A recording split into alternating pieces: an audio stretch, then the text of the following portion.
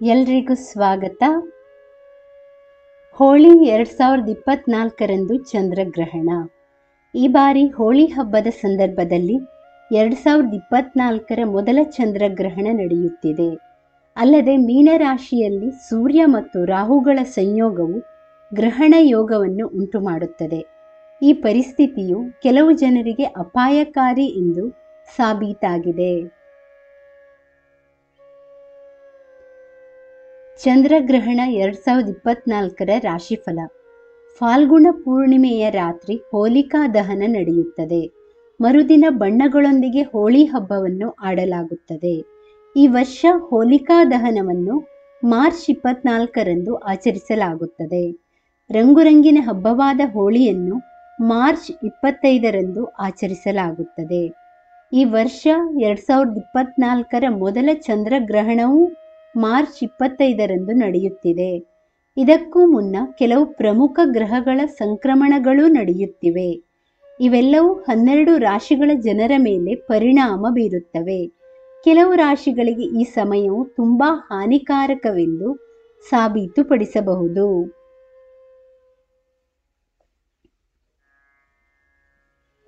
ಹಲವು ಗ್ರಹಗಳ ಸಂಚಾರದ ಪ್ರಭಾವ.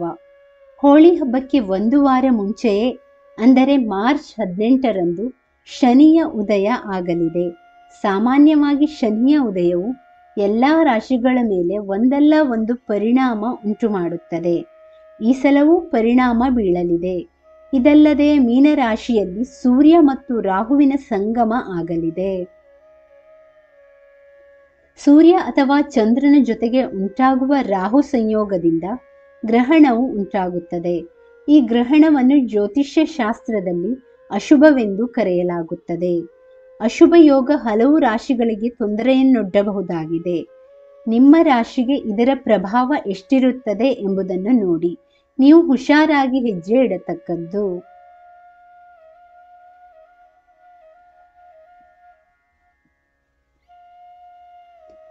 ಚಂದ್ರಗ್ರಹಣ ಗ್ರಹಣ ಯೋಗದಿಂದ ಅಶುಭ.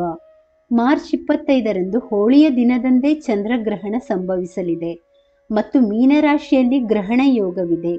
ಎರಡು ವಿದ್ಯಮಾನಗಳು ಕಿರಿಕಿರಿ ಉಂಟು ಮಾಡಲಿಕ್ಕೆಂದೇ ಇದೆ ಎಂಬಂತೆ ಜೊತೆಯಾಗಿದೆ. ಚಂದ್ರಗ್ರಹಣವು ಮಾರ್ಚ್ 25ರ ಬೆಳಿಗ್ಗೆ 10:24ರಿಂದ ಮಧ್ಯಾಹ್ನ 3:01ರವರೆಗೆ ಜರುಗಲಿದೆ. ಈ ಗ್ರಹಣ ಭಾರತದಲ್ಲಿ ಗೋಚರಿಸುವುದಿಲ್ಲ. ಹಾಗಂತ ಪರಿಣಾಮ ಇಲ್ಲ ಅಂತ ಅಂದುಕೊಳ್ಳಬೇಡಿ. ಭಾರತದ ಮಂದಿಗೆ ಇದರ ಪರಿಣಾಮ ಇದೆ. ವಿಶೇಷವಾಗಿ ಕೆಲವು ರಾಶಿಯವರು ಜಾಗರೂಕರಾಗಿರುವುದು ಅವಶ್ಯ. ಆ ರಾಶಿಗಳಾವವು ನೋಡೋಣ ಬನ್ನಿ.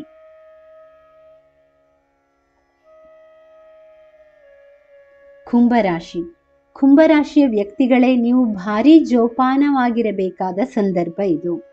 ನಕ್ಷತ್ರಗಳು, ಗ್ರಹಗಳು ಎಲ್ಲರೂ ಒಟ್ಟಿ ಸೇರಿಕೊಂಡು ನಿಮಗೆ ಕಿರಿಕಿರಿ ಉಂಟು ಮಾಡುವ ಸಾಧ್ಯತೆ ಬಹಳ ಇದೆ.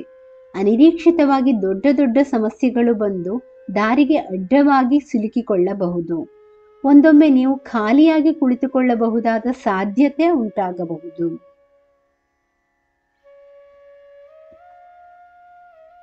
ವಿಶೇಷವಾಗಿ ಉದ್ಯೋಗದಲ್ಲಿ ಇರುವವರು, ವ್ಯವಹಾರಸ್ಥರು ಕೊಂಚ ಜಾಸ್ತಿಯೇ ಎಚ್ಚರ ವಹಿಸಬೇಕು. ಹಣ ಬರುವುದು ನಿಲ್ಲಬಹುದು. ಆರ್ಥಿಕ ಸಂಕಷ್ಟಕ್ಕೆ ದಾರಿಯಾಗಬಹುದು. ಕೆಲಸಗಳು ಸೂಚನೆಯೇ ಇಲ್ಲದೆಯೇ ನಿಂತು ಹೋಗಬಹುದು. ಅದೆಲ್ಲಕ್ಕಿಂತ ಹೆಚ್ಚಾಗಿ ನೀವು ಆರೋಗ್ಯದ ಕಡೆಗೆ ಹೆಚ್ಚಿನ ಗಮನ ನೀಡಬೇಕು. ಸ್ವಲ್ಪ ಏರುಪೇರು ಕೂಡ ಕಷ್ಟ ಕೊಡುತ್ತದೆ. ಆದರೆ ಈ ಹಂತ ಸಣ್ಣದು. ಸಾವರಿಸಿಕೊಂಡು ನಿಲ್ಲುವ ಶಕ್ತಿ ಒದಗಿ ಬರಬೇಕಾಗಿದೆ. ಆಮೇಲೆ ನಿರಾಳತೆ ಆವರಿಸಲಿದೆ. ವೃಶ್ಚಿಕ ರಾಶಿ. ಗ್ರಹಣವು ವೃಶ್ಚಿಕ ರಾಶಿಯ ಮೇಲೆ ನಕಾರಾತ್ಮಕ ಪ್ರಭಾವ ಬೀರಲಿದೆ. ಕೆಲವು ರೀತಿಯ ದುಃಖ ಇರಬಹುದು. ಕೆಲಸ ಪೂರ್ಣಗೊಳ್ಳದ ಕಾರಣ ನೀವು ಚಿಂತಿತರಾಗಿರಬಹುದು. ಖರ್ಚು ಹೆಚ್ಚಾಗಬಹುದು. ನಿಮ್ಮ ಸಂಗಾತಿಯೊಂದಿಗೆ ಕೆಲವು ವಿಷಯದ ಬಗ್ಗೆ ವಿವಾದ ಉಂಟಾಗಬಹುದು. ಹೆಚ್ಚು ಚರ್ಚೆಗೆ ಒಳಗಾಗಬೇಡಿ. ಗ್ರಹಣದ ದಿನ ನಿಮ್ಮ ಮನಸ್ಸನ್ನು ಶಾಂತವಾಗಿಡಲು ಪ್ರಯತ್ನಿಸಿ.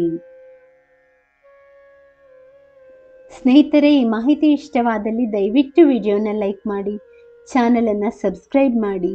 ಕೇಳಿದ್ದಕ್ಕಾಗಿ ಧನ್ಯವಾದಗಳು.